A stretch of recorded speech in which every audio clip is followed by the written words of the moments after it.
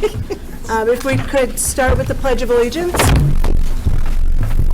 Since you're here, would you start us, please? I pledge allegiance to the flag of the United States of America and to the republic for which it stands, one nation, under God, indivisible, with liberty and justice for all.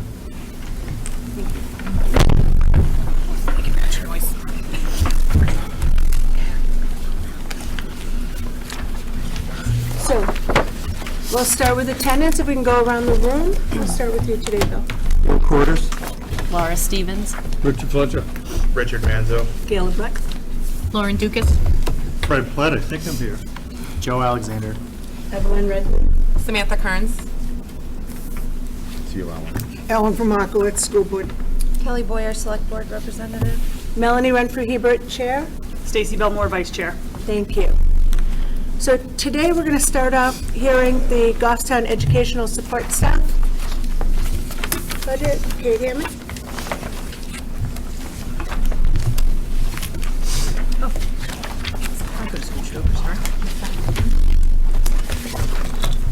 Welcome. Thank you. Good evening.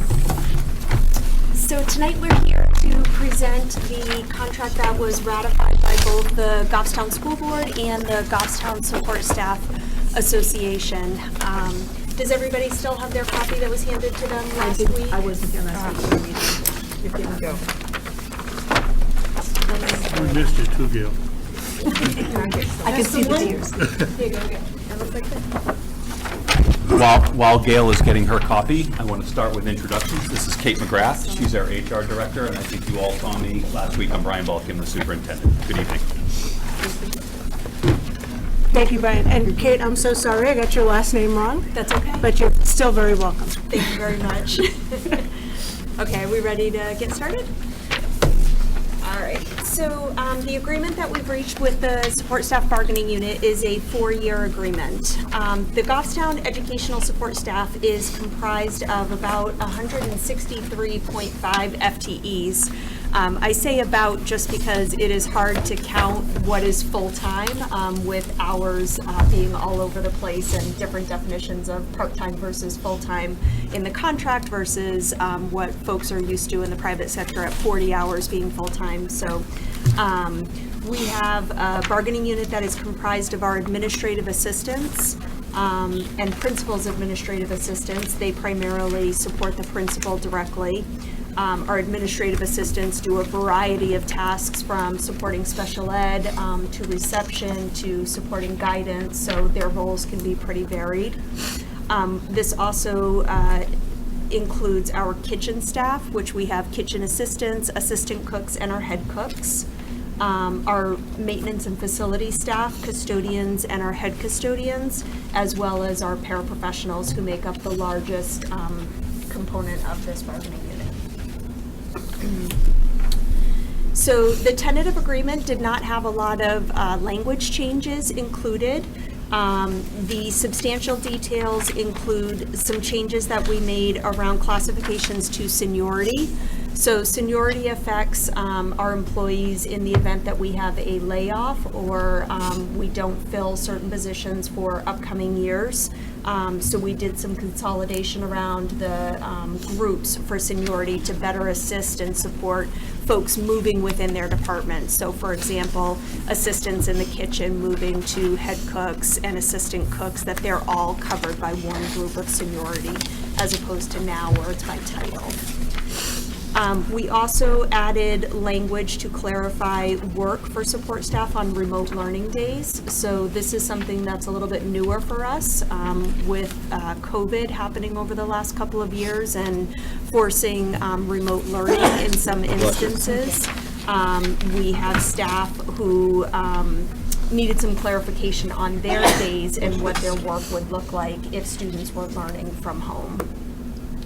We also added language around posting vacancies just for clarification and allowing a little bit more flexibility for administration to move more quickly if we have multiple positions of the same nature and candidates for those roles.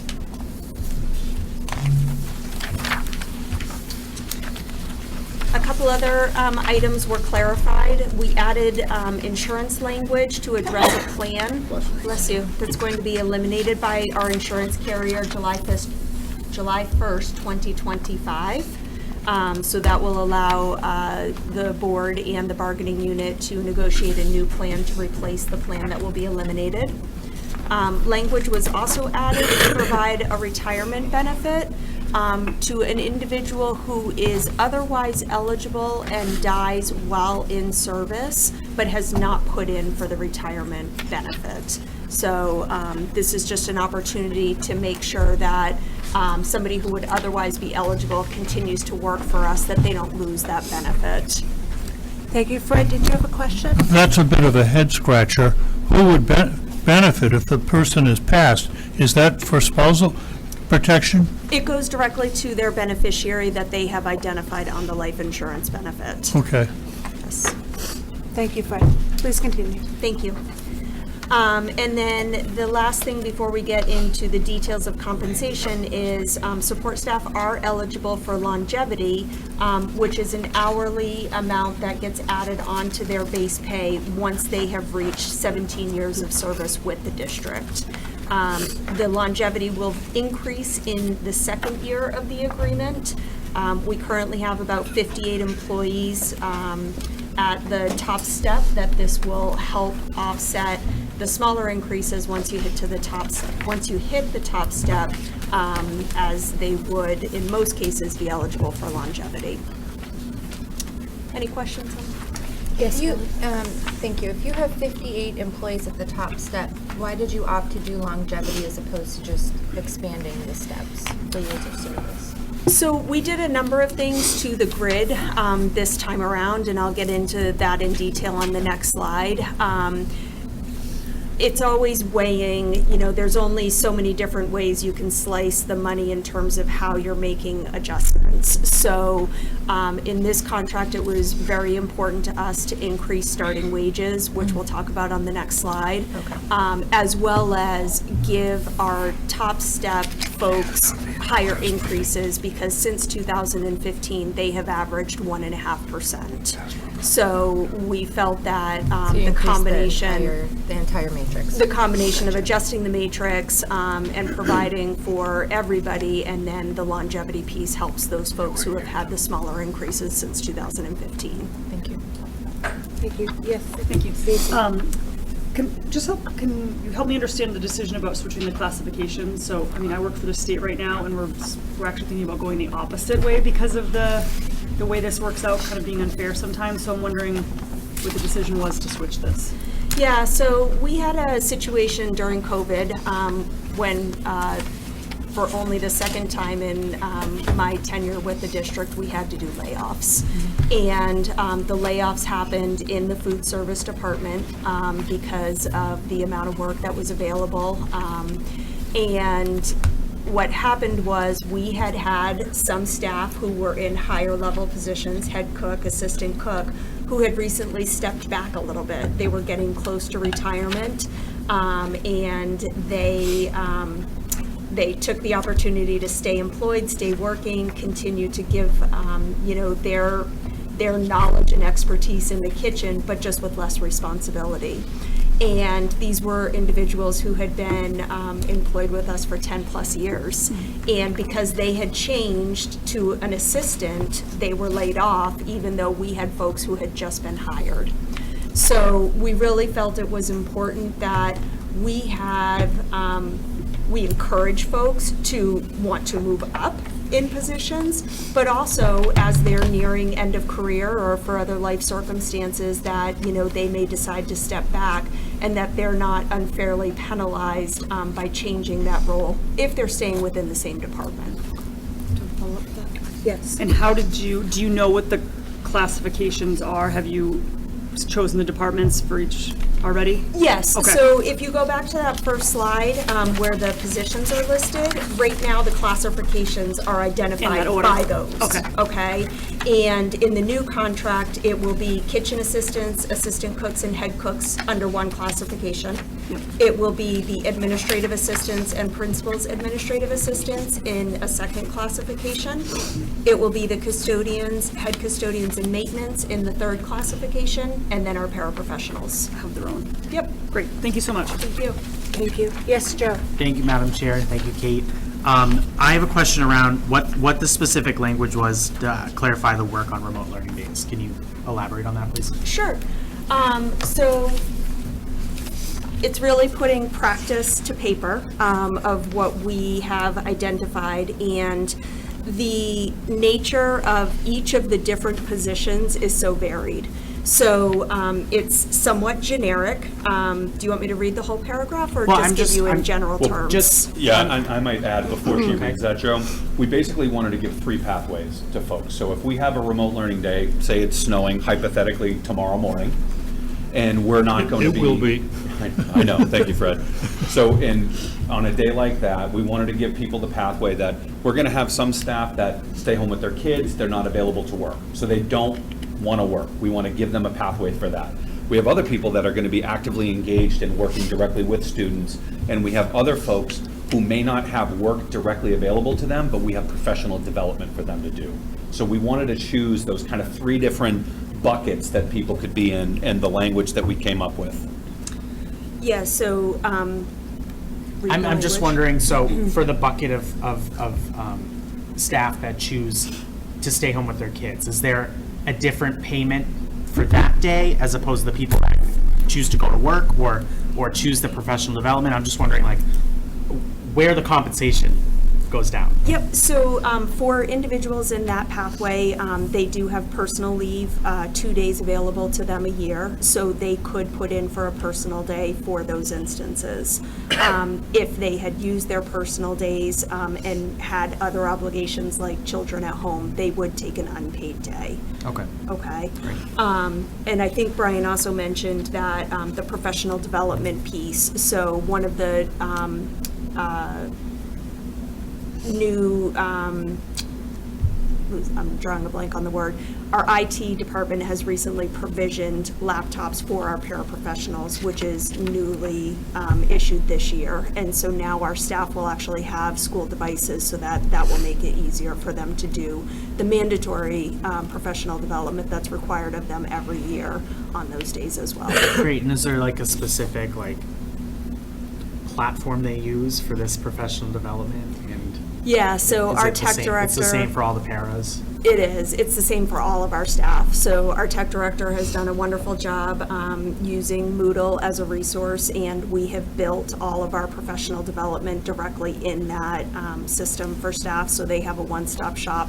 There are some external registrations, like for things like Know and Tell, that they have to go to an outside site for, but it's all housed in one spot for them. Great, thank you. Thank you. Great, thank you. Okay, so moving on to the compensation slide. Sorry, I twisted myself around. Okay. So I mentioned that we did a number of things to the grid, and it was to address a multitude of issues that we wanted to make sure that we were addressing. So I talked about the fact that our top steppers, those on step 16 for, since 2015, have averaged 1.5% over the multiple contracts that have occurred. So step 16 was increased by 3.25% in year 1. Then we have inconsistent percentages between steps right now. So to make our grid consistent so that all steps have the same amount, we then made steps 5 through 15 2% less working backwards. So a step is actually 2%. And then to bring up our hiring rates of pay, we consolidated steps 1 through 5 to one step so that all staff on those steps in that first year of the agreement would have the same rate of pay. Okay? In year 2, the grid gets an overall increase by 3.75%, and then we are actually eliminating step 1 so that it becomes a 15-step grid. And then in year 3, same concept, grid is increased by 4%, step 1 is eliminated, creating a 14-step grid. And by the end of the agreement, the total steps in the grid will be 13. The grid will be increased by 4% in year 4. Really, just to give people a sense, we focused really hard on our initial wages. We're trying to compete now with McDonald's and Cumberland Farms all hiring over $15 an hour. And the idea of us hiring people to come in and work with some of our most needy special education students for less than that is a real challenge for us. So you can imagine the behavioral issues, the communication challenges, self-care. We have kids that are toileting, and to make sure that we're able to be competitive to hire people. So the majority of this collective bargaining agreement goes to paraprofessionals, and our paraprofessionals are mission critical for us. We could not run our schools without our wonderful support staff. So just to give a little context, Kate, can you talk about sort of what the overall amount of money that these folks are making is? Yeah, sure. So on average, and I have it by group, I don't have it by position, we're talking about folks that average a salary of $24,659. So it is not a significant amount of money. These increases in year 1 will bring them up to just over $26,000 and will be the low 30s by the end of this agreement. So, as Brian indicated, we had over 65 openings in the past year. At the end of last year, we had 9 that we couldn't fill almost all year long. I've had 3 offers declined in the last 2 weeks for kitchen positions. We are competing against, the McDonald's, the Targets, and these people work with our most precious commodity, our children. And they do a fantastic job. They work hard. They support the cleanliness and learning environment of our buildings. They make sure that, all of our constituents have support from the administrative assistants, and, our paraprofessionals are there to support our students on a daily basis. And then we have our wonderful food service team who make sure that they have full bellies so that they're ready to learn. So these are committed staff who work incredibly hard.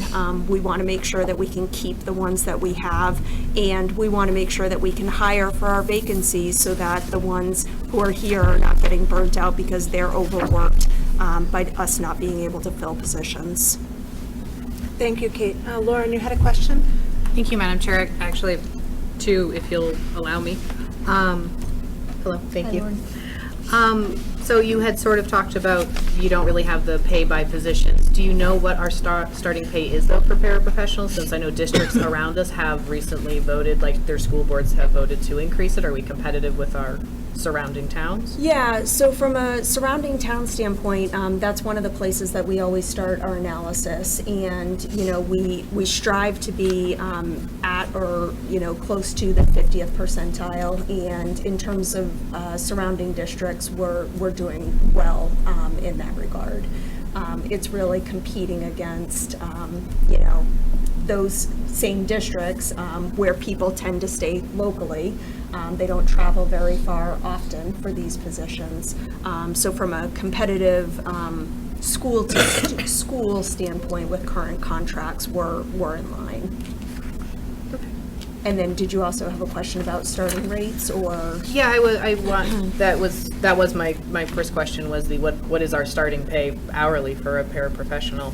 Yeah, so this With year. this new contract. With the new contract, starting pay will go up to $16.36 an hour for non-certified folks and $17.89 for certified folks. What's it currently for step 1? Yep, it is currently $13.94 and $15.64 respectively. Thank you. Can I? Thank you. Stacy? Thank you. The nut figures you just gave a moment ago, was that for the end of this, so in year 4? The annual salaries? Yeah. Yes. Could you just repeat them again? Yep, so currently we're at an average of $24,659. The first year of the contract will be just over $26,000, and by the end of the contract will be just over $31,000. Thank you. Kelly, you had a question? What's the average FTE for a paraprofessional, or at least the FTE that you were using with the average? wages? Can you, How many I'm not hours sure. a day? How many 6? hours are these Sorry. people working? Thank you, 6.75. Okay, thank you. Thank you. Evelyn? All right. Hi. Hi. I understand that these wages that you're quoting are more applicable to the paraprofessionals. What about kitchen staff? As a former kitchen employee, I knew I only worked 3 hours a day or 5 hours a day most. So how does, Yeah, so our kitchen staff are the lowest paid in the group. And so again, bringing up starting wages, I just shared with you, it was actually a kitchen staff, the 3 offers that I've put out this week that have been declined due to the rates of pay. So our assistants are starting at $12.23 currently. Our assistant cooks are currently starting at $13.40. And then, I'm sorry, I'm on the wrong year. So the assistant's $12.83, and then assistant cooks $13.94, head cooks $15.03. So these are people, you know, with a lot of responsibility, and our starting wages for the assistants in the new contract in year 1 will go up to $15.06. So our goal was to make sure that the starting wage for the lowest paid position was no less than 15 with this agreement. thank you. Thank you. Are there any other questions? No? Thank you very much. Okay, so just the last slide of the presentation goes over the total cost that we will be seeking. So the year 1, first year cost is $344,000, and it actually rounds up to $220 once we put it into the system. Year 2, $345,012. Year 3, just over $338,000, and year 4, just over $344,000. From the general fund, we'll be asking in year 1 for $304,709. The remaining dollars are offset by food service and grants.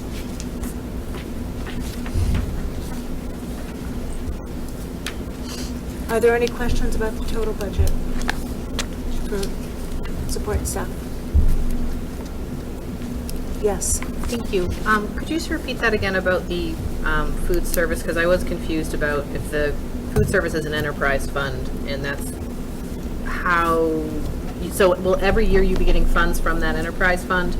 Because for partial for those kitchen staff, that would be, that it's being paid out of? Correct. So the food service makes up about 8% in that first year cost of the $344,220, and you can expect about approximately 8% in each of the subsequent years, and about 3% is grant funded. So the general fund impact is not the total of those numbers that I just read off to you. Excellent, thank you. Thank you. Evelyn? So on this final slide, I see an asterisk next to NHRS. There was a reduction for next fiscal year, so you'll notice that the first year cost is very low, $4,563 in the increase. And it's just noting that that was an anomaly because of the rate change. We then hold the rates steady because we don't have the actual rates beyond the next 2 years when they're calculated. Thank you. Thank you. Thank you. Are there any other questions? No? Thank you very much. Thank you. Yes, please. May I have a motion? I move to approve the Govstown Educational Support Staff, GESS, Unit Bargaining, Collective Bargaining Agreement as presented and move it to public hearing. The first year cost of GESS CBA is $344,220, with the cost being offset by $11,634 from the special revenue and grant funds, and by $27,877 from the food service fund. The remaining $304,709 to be raised by taxation. I have a motion. Motion from Ellen and seconded by Joe. I'm learning, Gail. Thank you. All those in favor? Aye. Aye. Oppose? Any abstentions? Hearing Motion none? passes. Passes. Thank you. Did you have a second motion? Do that now because you've already heard all of it, right? Okay. I I motion to approve the fiscal year '24 Goffstown School District budget and move it to the public hearing as an operating budget not including appropriations, by special warrant articles and other appropriations voted separately. The amount set forth in the budget posted with the warrant or as amended by vote totals $52,512,180. Second. I have a motion by Ellen, seconded by Fred. Okay. All in favor, say aye. Aye. Aye. Any opposed? Any abstentions? Motion passes.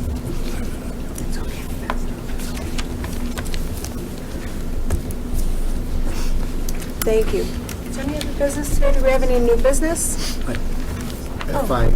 So, the only thing that has not, that I'm aware of, that has not come before the Budget Committee that has a financial impact is that capital reserve fund deposit. And the board, the school board is going to hear, it's on their agenda for next Monday. And once the board takes action on that, either at their meeting next week or let's say a subsequent one, that has to go then before the Budget Committee for their review and ask questions, etc. You do have a copy of the history of where that money has been spent, and I don't anticipate there are any other money articles. I will share with you that one of the articles that will be on the warrant that we'll talk about is pretty much closing out what's called the Bartlett Capital Reserve Fund. That was something that was started many years ago for a project, and it only has, I'm trying to think, like less than $8,000 in it.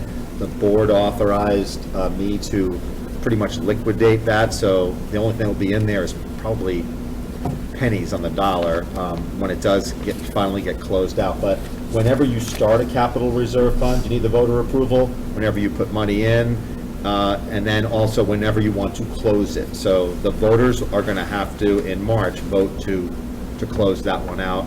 And having the facilities capital reserve fund, there's no need to have the Bartlett one because it's kind of, this doesn't make sense. That was it. Fred? With the remaining money in that Bartlett Capital Reserve, what do you do with it? You transfer it to the general capital reserve? Well, in our Windows project, we had an overage of way more than that. So we ran into asbestos issues. So we're going to use, the school board use those funds to cover some of the overage for the construction project.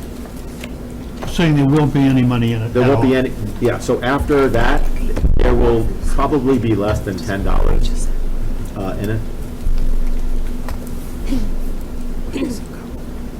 Where does it go? It'll go to the general fund. That's what the warrant article says. Like, there's anything, and again, it's gonna be minuscule pennies will be in there, more than likely. Thank you. Okay, so it looks like we'll need to still have a meeting for the CRF. Yeah, I would just say it's based upon, I think there has been discussion at the Budget Committee level about the CRF deposit.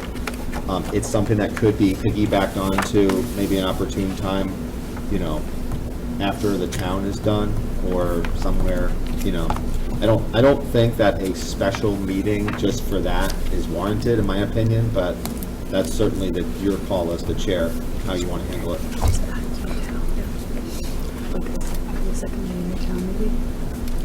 So actually, we'll discuss that with Danielle and see when it's appropriate to fit it in to the town meeting.